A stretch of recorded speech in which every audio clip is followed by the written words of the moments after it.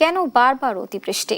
জলবায়ু পরিবর্তন কি এর জন্য দায়ী? বিশ্লেষকেরা বলছেন, জলবায়ু পরিবর্তনের অভিঘাতে চট্টগ্রাম সহ পার্বত্য অঞ্চলের ৩ জেলা অতিবৃষ্টির কবলে বিপর্যস্ত। সম্প্রতি অতিবৃষ্টিতে জলজট ও বন্যার কারণ হিসেবে বিশ্লেষকেরা দুষছেন অপরিকল্পিত নগরায়নকে। এমন অবস্থা চলতে থাকলে সামনে আরও ভয়াবহ পরিস্থিতির মুখোমুখি হতে হবে। বিস্তারিত মুক্তা মাহমুদের প্রতিবেদনে। প্রায় সপ্তাহব্যাপী বৃষ্টিপাতে এমন বেহাল অবস্থা চট্টগ্রামের। সেখানে গেল 4 দশকের ইতিহাসে সর্বোচ্চ বৃষ্টিপাতের রেকর্ড করা হয়েছে। টানা বৃষ্টিতে তলিয়ে আছে কক্সবাজার।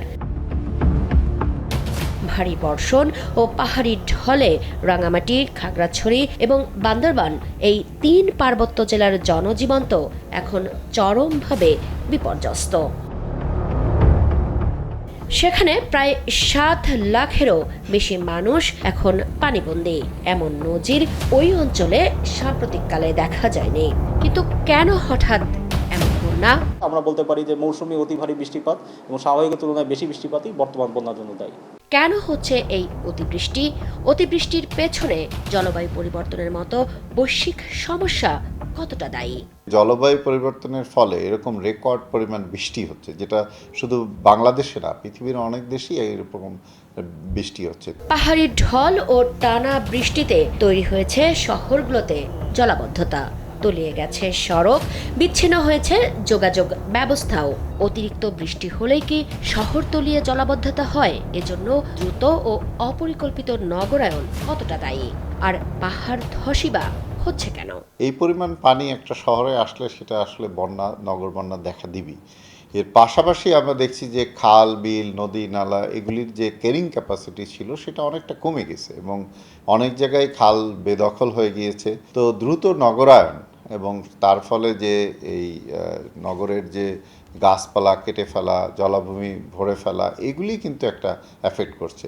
সে বেশ কয়েক বছর ধরে এখানে নগরের যে ওয়াটার ড্রেনেজ সিস্টেম তারা যে করার চেষ্টা করছে, সেই কাজগুলি পুরোপুরি শেষ হয়নি। পাহাড় ধসের প্রথম যেটা ট্রিগার করে সেটা হচ্ছে যে বৃষ্টির পরিমাণ। অতিবৃষ্টি হলে মানে আপনার দেখা যায় সয়েল নরম হয়ে যাচ্ছে এবং মাটি কিন্তু ভিজে পাহাড় ধসের একটা সম্ভাবনা দেখা দেয়। অন্যদিকে আবার দেখি যে পাহাড় কিন্তু কাটা হচ্ছে, বিভিন্ন জায়গায় পাহাড় কেটে বাড়িঘর করা হচ্ছে এবং পাহাড়ের খুব কাছাকাছি মানুষ বসবাস করছে এবং পাহাড়ের উপর যে গাছ ছিল সেটা অনেক ক্ষেত্রে স্লোপ যেটাকে ধরে রাখতো, স্টেবিলিটি করে রাখতো, সেইটাকে দেখা যাচ্ছে যে গাছ কেটে ফেলা হচ্ছে। তো এই সব কারণে সার্বিকভাবে পাহাড়গুলি কিন্তু ঝুঁকিপূর্ণ এবং অলরেডি কিন্তু ঝুঁকিপূর্ণ স্থান চিহ্নিত করা হয়েছে। সেখান থেকে কিন্তু মাইকিং করে লোক সরিয়ে নেওয়ার কথা, কিন্তু আমরা দেখছি যে এটাও এফেক্টিভলি কাজ করছে না। পাহাড়ে অবৈধভাবে গাছ কাটা যাবে না, বসতি স্থাপন করা যাবে না এবং পাহাড়ের ন্যাচারাল পরিবেশটা ঠিক রাখতে হবে।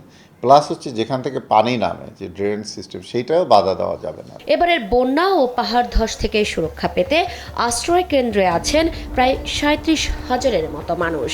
বন্যায় প্রাণহানির ঘটনা ঘটেছে 42 জনের। জনজীবন এমন বিপর্যয়ের জন্য কর্তৃপক্ষের অপ্রস্তুতি কতটা দায়ী? আমাদের ইনফ্রাস্ট্রাকচার যেটা ক্লাইমেট রেজিলিয়েন্ট কিন্তু না। আবার যেটুকুই আমরা করেছি সেগুলি অনেক ক্ষেত্রেই দেখা যায় যে চিটাগাংয়ের ক্ষেত্রে বলি, তার সুফল পেতে হলে এই প্রকল্পগুলি কমপ্লিট করতে হবে। যেমন ওখানে যখন বৃষ্টি হয় তখন বাইরেও কিন্তু পানির লেভেল উঁচু থাকে, তো এই পর্যায়ে তখন দেখা যায় স্লুইস গেট বন্ধ করে দিতে হয়। তো ওই বন্ধ স্লুইস গেটের বাইরে যখন থাকে তখন পাম্প করে পানি সরাইতে হবে। তো এরকম ড্রেনেজের ক্ষেত্রে আমাদের যদি আর্লি ওয়ার্নিং সিস্টেম থাকে যে আমরা কালকে অনেক বড় বৃষ্টি আসবে বা তারপরের দিন আসবে, তাহলে কিন্তু আগের থেকে আমরা পাম্পগুলি স্টার্ট করতে পারি। তো পাম্পগুলি কতটা কার্যকর এবং আর্লি ওয়ার্নিং আছে কিনা এগুলির উপর নির্ভর করে আমরা কতটা নগরের দুর্ভোগ কমাতে পারবো। প্রাকৃতিক এমন বিপর্যয় থেকে বাঁচতে জলবায়ু পরিবর্তন মোকাবিলায় বাংলাদেশের একার কিছু করার না থাকলেও ক্ষয়ক্ষতি এড়াতে আগাম সতর্কতার মতো উদ্যোগ আরও আধুনিক এবং যুগোপযোগী করা যায় বলে মন্তব্য তাদের। একই সাথে পরিকল্পিত নগরায়নেও জোর তাগিদ বিশেষজ্ঞদের। মুক্তা মাহমুদ, দেশ টিভি, ঢাকা।